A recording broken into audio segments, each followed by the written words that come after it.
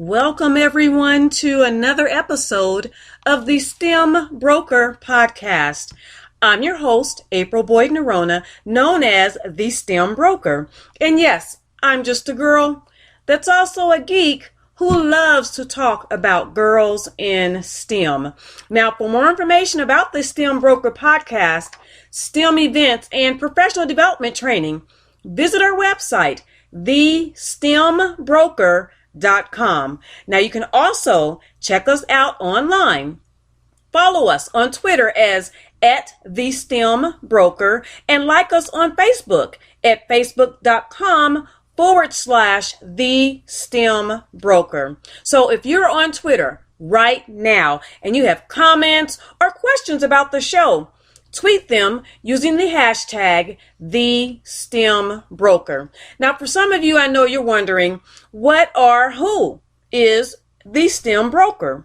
Well, we are a consultancy that is focused on increasing the level of training, engagement, and dialogue in support of all things about girls in STEM. Now, if you've been tuning in every Monday night, then you already know that I have a personal investment in the success of the Girls in STEM initiative as a parent of 3 children, 2 of whom are my daughters, also aspiring engineers.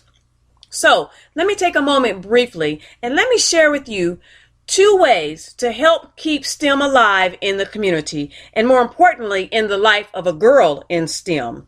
1, consider partnering with us as an advertiser to advertise on the STEM Broker website.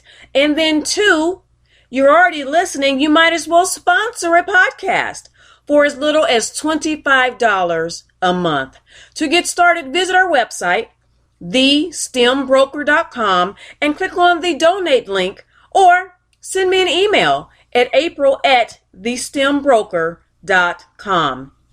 Now, just a few announcements before we get right into the show. As promised last week, I have posted the details for the first ever Girls in STEM Bootcamp hosted by me, the STEM Broker. Now, registration is open right now. It's open. It's for the 3-day July 6th through 8th bootcamp, which will be held at the Training Umbrella in Overland Park, Kansas. Once again, registration is open right now. Go to www.thestembroker.com to register. All you have to do when you get there, click on the calendar link and scroll down to the girls page to get started. It's as simple as that. Go to thestembroker.com calendar page and the girls link to get started. Now, I hope to announce sometime later this week a second, maybe even a third confirmed site where we'll be hosting a boot camp as early as this month. So a lot of things are happening behind the scenes.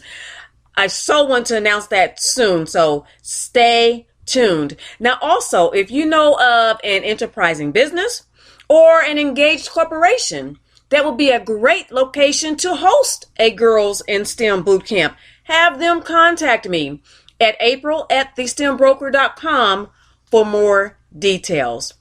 Now, also, I'd like to encourage my listeners who are civic-minded individuals, which I know you guys are, and are maybe your business leaders. Consider this, sponsoring a girl in the form of a scholarship so that she can attend one of my Girls in STEM boot camps this summer. And if that's you, if you're civic minded, or if you're a business leader, if that's you, if I'm talking to you and you've been wondering, how can I do more? That's it. I've just answered your questions. That's how.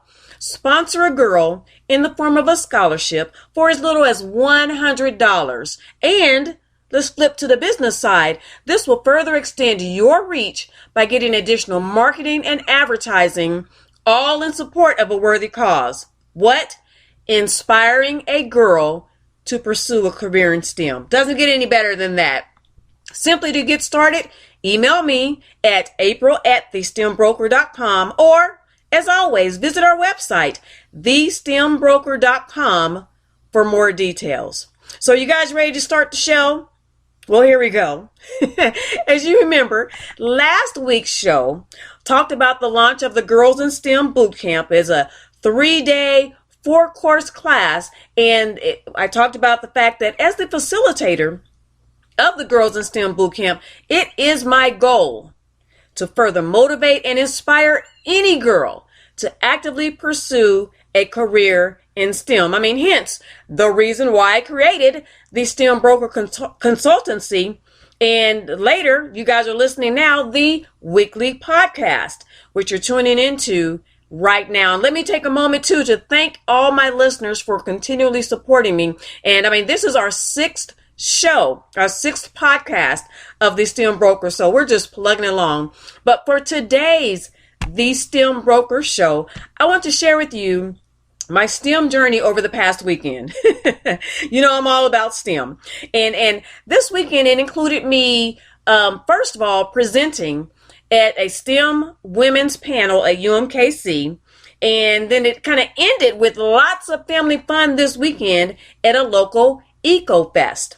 Now, those that know me, being a single parent of 3 kids, 2 being teenage daughters, you all know that I am the master of finding free things to go or to do on any given weekend, with last weekend being no exception.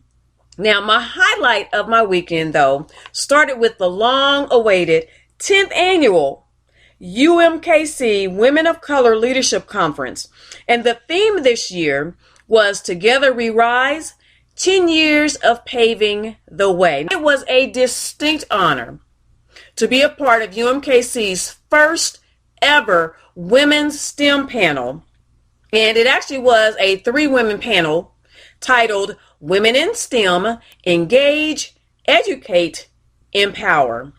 And so I was able to share my unique perspective as a mother of 2 aspiring female engineers, an IT professional, and the chief solutions architect at the STEM Broker. And now a second panelist was Tiffany Wheeler, and she is a young engineer with KCPL who on any given day is responsible for managing engineering projects ranging from $3,000 up to $25 million. And in her perspective, she shed some light on the daily journeys of women in STEM and how to move up strategically and successfully in this male-dominated STEM world. So she shared that perspective of being a girl or a woman in STEM. And the third panelist representing women in STEM was Fatima Ndiaye. And she is an environmental engineer with the EPA Region 4 locally here. And as the more kind of quote unquote senior professional on the panel, she not only stressed the importance of finding your voice and pursuing that passion as a female in STEM, but to also look to where STEM careers are going. And you guys know this. Where is STEM going? It's going green.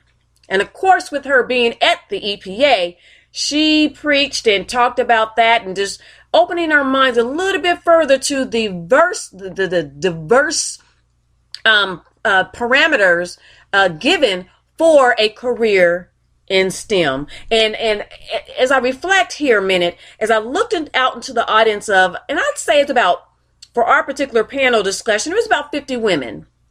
And there was one brave gentleman there. But I was encouraged to see the diversity of participants in age. They shared their experience, the backgrounds, and listening to their personal journeys. And not speaking for all of us that were on the panel, but I welcomed the questions and the engaged dialogue during our Hour of Power on STEM at UMKC last Friday rather. But information was disseminated and networks were built, and that was the whole point of the STEM panel at the UMKC Women of Color Conference. And equally important, I hope to be a part of it, if not a catalyst, for the continued discussion of women in STEM for years to come. And as you can see, I am totally still hyped about having been a part of the 10th annual UMKC Women of Color Conference at their first ever STEM, Women in STEM panel.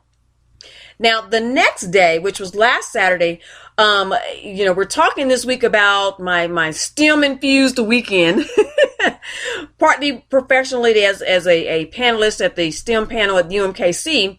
And then on Saturday was the official kickoff to our STEM family fun. And I wanted to surprise my kids by announcing that we'd be attending the 8th annual Independence Eco Fest from 10 a.m. until 2 at the Waterfall Park. And this beautiful park is actually located right behind the Bass Pro Shop in Independence, Missouri. And I thought, how did I ever miss this? But neither here nor there. We ended up there at their Saturday event, and I was eager to join in this annual Eco Fest. And now, holding true to the theme, if you were like me, the theme was it's all about the water.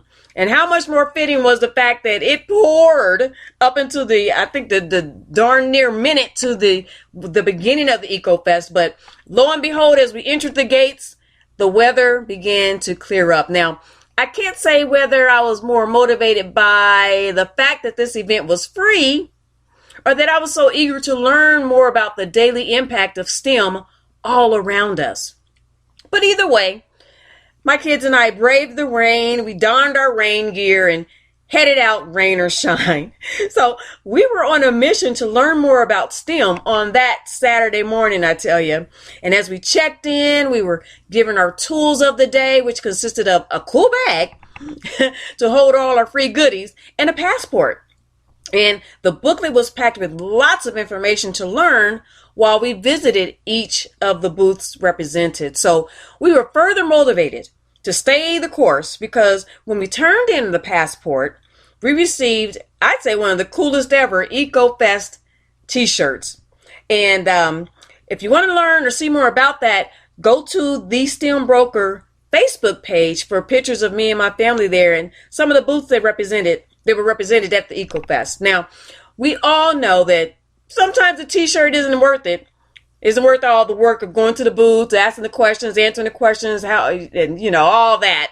But this year's t-shirt was designed by a local elementary school, so it was all the more personal and precious. So we stayed the course and went through all that. So our journey began, and I actually have a picture of this on our Facebook page, the STEM Broker Facebook page. And the first stop was the stream table. And this was presented by the Missouri Department of Conservation. And I think this particular station, I don't know if because it was the first one or it was I learned more than any of the other ones at this particular station at the stream table by the Missouri Department of Conservation. And the representative there was Stephen, and he was really engaging, but he was able to explain how in simple steps that can be taken to prevent erosion, things like to increase the shade, and how to protect the environment. Now, of course, the City of Independence, Missouri, was in full effect.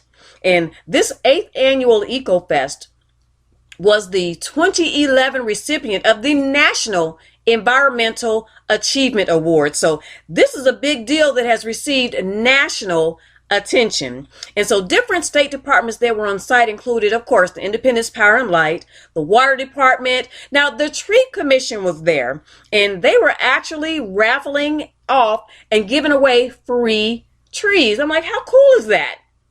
I mean, the 20 feet, 30 feet, and, a couple of year trees. And I'm like, man, that was cool. Now, the Beautification Commission was there, the Water Pollution Control, and the George Owens Nature Park booth. Now, they had tadpoles on display and then buckets there just kind of floating through the water. And you actually had